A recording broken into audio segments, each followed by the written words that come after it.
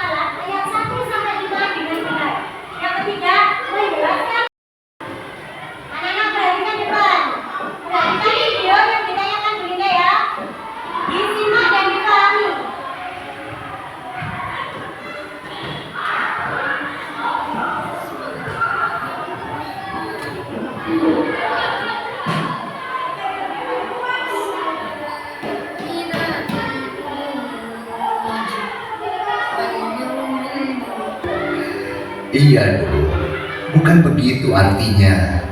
Karena Nabi juga bersabda, sebaik-baik di antara kalian adalah yang mempelajari Al-Quran dan mengajarkannya. Dari video yang kita sikap siapa yang tidak boleh ditiru? Sikapnya siapa? Sikapnya Dodo. Oke, jangan ditiru. Oke, sekarang mengapa kita harus membaca Al-Quran? Darren, kelompok 1 bagi Darren agar mendapatkan pahala. Kelompok 4 untuk bekal di akhirat. Pintar anak-anak, itulah manfaat membaca Al-Quran. Oke. Terus, menurut kalian bermanfaatkah video ini? Bermanfaat. Yang tidak boleh ditiru adalah sikapnya siapa? Sikapnya Dodo.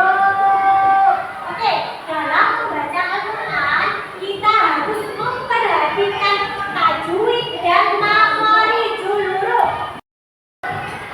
Mari kita membaca surat Al-Alam ayat 1 sampai 5.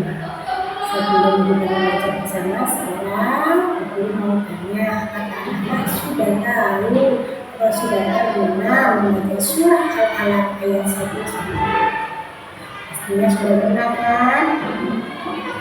Yuk kita ulangi, kita membaca bersama surah Al-Alaq ayat 1 sampai 5. Kita mulai dengan A'udzu billahi minasyaitonir rajim. Bismillahirrahmanirrahim. Iqra bismi rabbikal ladzi khalaq. Khalaqal insana min 'alaq. Nah, yuk kita bersama baca surat Al-Alaq ayat 1 sampai 5. A'udzu billahi